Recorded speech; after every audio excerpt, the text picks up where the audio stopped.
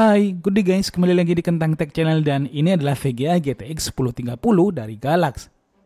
Maksud saya GT 1030. Hehe. VGA ini sempat populer banget di kalangan user carry hore sekitar 2-3 tahunan yang lalu. Saat harga VGA gaming lain harganya melonjak nggak karuan. VGA ini sempat jadi alternatif pilihan. So, kira-kira berapakah harganya sekarang? Bagaimanakah performanya dan apakah dia masih layak untuk kita gunakan? Untuk tahu jawabannya, yuk tontonin videonya sampai usai.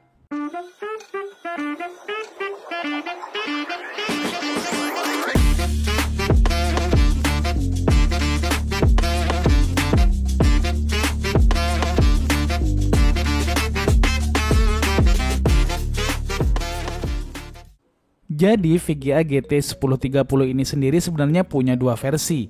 Dia ada yang versi DDR4 dan ada pula yang versi DDR5. Untuk yang versi DDR4 tentu aja sama sekali nggak kita rekomendasikan untuk dipakai nge-game. Sedangkan yang versi DDR5 masih lebih layak untuk digunakan untuk aktivitas gaming.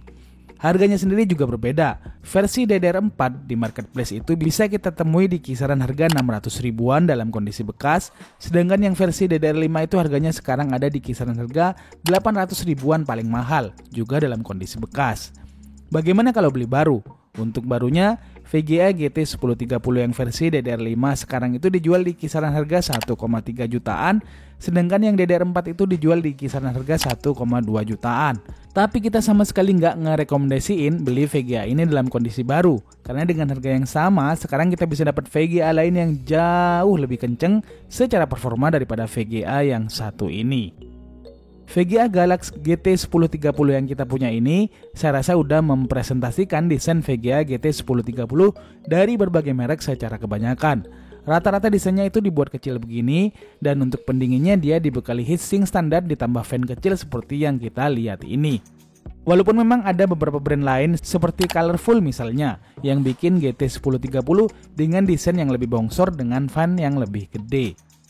VGA ini dibuat low profile begini karena memang dia juga cocok banget diaplikasikan pada PC-PC standar office atau mini PC kantoran yang penggunaannya lebih diprioritaskan untuk produktivitas, semisal mengetik atau juga untuk editing video standar yang nggak pakai animasi yang rumit.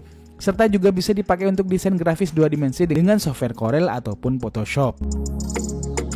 Untuk outputnya juga rata-rata itu ngasih 2 aja. Di sini ada DVI dan HDMI. VGA ini punya spesifikasi dasar 2 GB GDDR5 dengan 64 bit. Arsitekturnya sendiri masih pakai Pascal yang notabene dirilisnya sendiri udah 6 tahun yang lalu, tepatnya di tahun 2017. Nah, sekarang kita lihat spesifikasi detail dari VGA ini sendiri lewat GPU Z. So, secara umum spesifikasi GT 1030 sendiri adalah seperti ini. Pada beberapa brand memang ada sedikit perbedaan di pixel fill rate-nya. Bisa kita lihat di sini, bandwidth VGA ini sendiri cuma 48 GB per second. Kemudian GPU clock-nya adalah sebesar 1266 MHz dan bus clock-nya sendiri adalah sebesar 1519 MHz. Nah, dengan spesifikasi yang cuma segituan, VGA ini punya TDP yang juga terhitung sangat hemat untuk sebuah VGA card. Ya, besar TDP dari VGA ini itu cuma 30 watt aja. Dan PSU yang direkomendasiin adalah cukup dengan PSU 200 watt aja.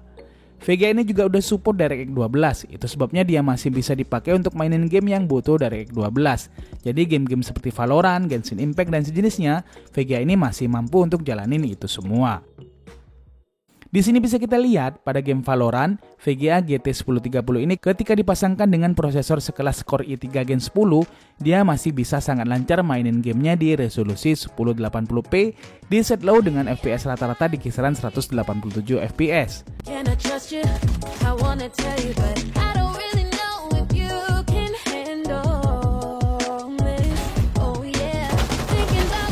Sedangkan pada game sekelas Genshin Impact, ketika VGA GT 1030 ini diduetkan dengan prosesor sekelas Intel Core i7 Gen 8, dia masih bisa dapat FPS yang stabil di 60 FPS di resolusi 1080p dengan settingan low pula.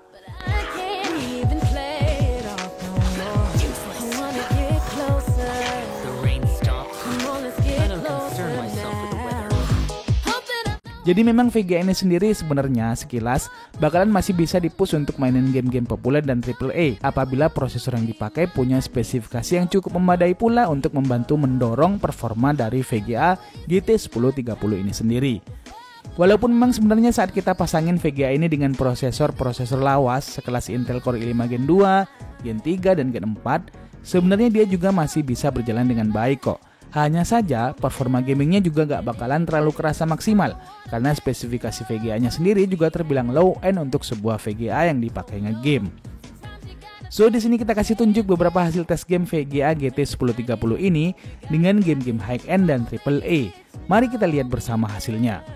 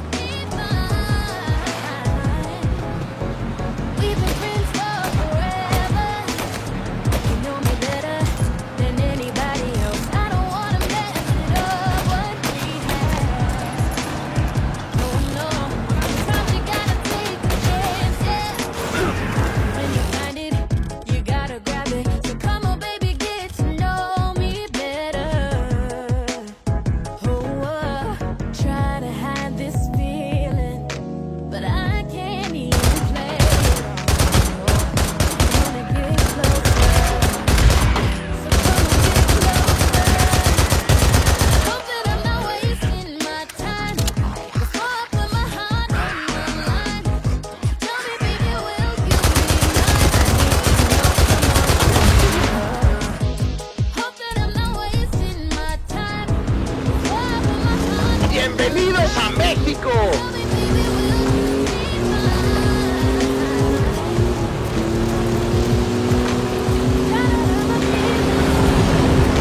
See you on the other side!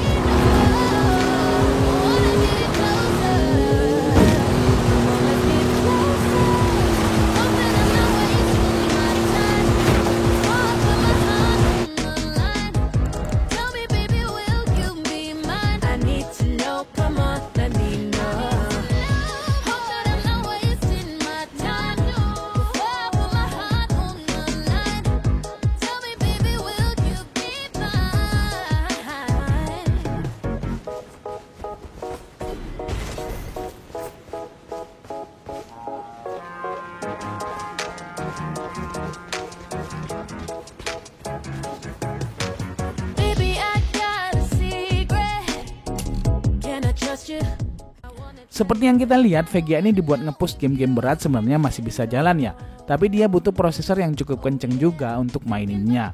Walaupun memang untuk game-game AAA baru sekelas Cyberpunk 2077 dan sejenisnya, FPS yang dapat juga terhitung kurang sip, karena cuma dapat di kisaran 23 FPS saja pada settingan rata kiri. Sedangkan pada game-game hack and lama macam GTA 5 dan sejenisnya, FPS yang didapat masih terhitung bagus dan stabil di kisaran 50 hingga 60-an FPS. Sekarang kalau ada yang nanya, gimana untuk live streaming? Nah, kalau live streamingnya sambil main game, saya sama sekali nggak ngerekomendasiin pakai VGA ini. Karena jelas-jelas dia nggak bakalan mampu atau nggak bakalan maksimal menjalankan game dan live streaming secara langsung lewat PC-nya dengan maksimal. Namun kalau mau mainin gamenya lewat HP, kemudian PC-nya hanya dipakai untuk nayangin live streamingnya, PC yang dipakein VGA ini itu masih cukup oke kok. Karena beban VGA yang dipakai ke PC itu hanya untuk dipakai live streaming aja. Karena memang untuk dipakai buka OBS Studio dan streaming via game HP atau streamingan video aja, PC yang dipakein VGA ini tuh sebenarnya masih oke-oke aja. Jadi kesimpulannya menurut kita VGA GT 1030 ini untuk saat ini udah bukan masa jaya-jayanya dia lagi.